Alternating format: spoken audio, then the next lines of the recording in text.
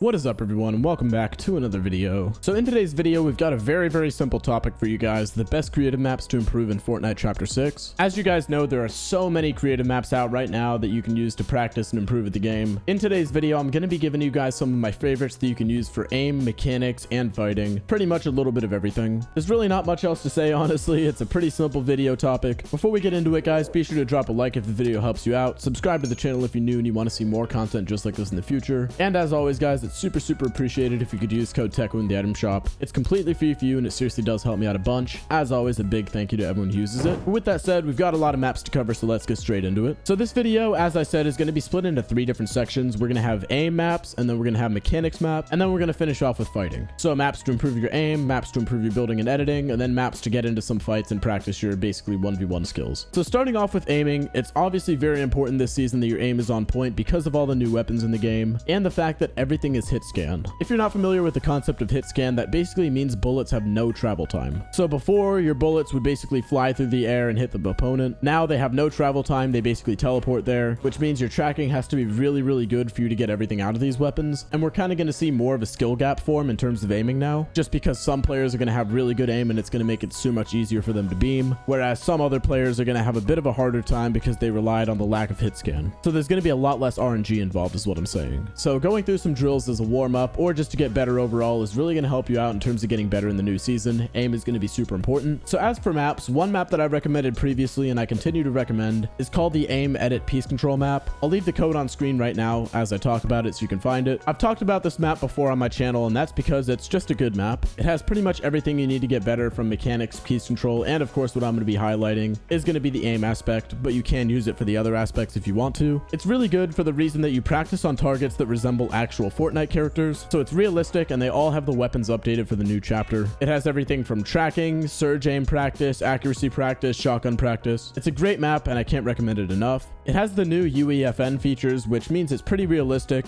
and it can also give you some good insight into what you need to work on because it includes your aiming stats, which you can see on the screen at all times while you're going through the drills. It's really good for medium to long range AR aim, and it has some nice shotgun drills you can practice with as well. Moving on to our next map though, and this one is a super common one, but it's one of the best, which is Raiders aim training map. Raiders aim training map has a lot more to choose from. It's kind of dialed in more specifically to aiming. It has all sorts of scenarios like gliders, shotgun flicks, SMGs, and pretty much anything else you can imagine in terms of aiming. It's going to be in this map. It's a very specialized map. It pretty much reminds me of Kovacs, honestly, which if you don't know is what a lot of pros used to use to warm up their aim. Raiders map is another absolutely fantastic one. I'll go ahead and put the code up on screen for you guys right now. Overall though, by using both of those maps, you should see a ton of improvement in your aim. Moving on to our next section though, and this one is going to be mechanics maps. So there's actually a couple of them that are going to help you in different ways, but if you use them all, you're going to find yourself getting a lot better in terms of mechanics, aka your building and editing, and piece control, of course. So the first one I've actually talked about on this channel a ton, and is still one of the best, is Raiders Mechanics Training Map.